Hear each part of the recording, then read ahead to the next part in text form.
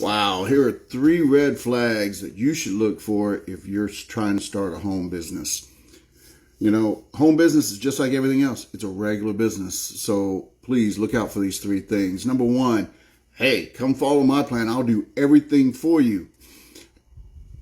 No.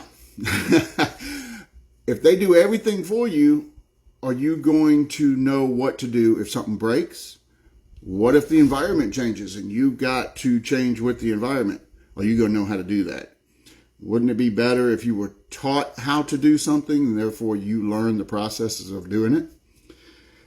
Second one, this is a good one.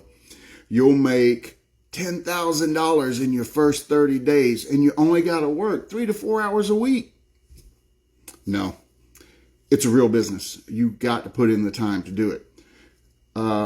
Online businesses are not as hard as some businesses, but you still got to put in the work.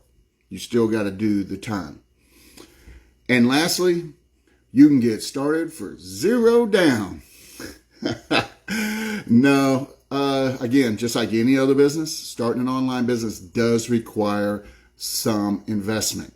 Now, it is probably the lowest starting entry point of a business that you can probably imagine, but it does require some kind of minimal investment to get started. You just do need tools.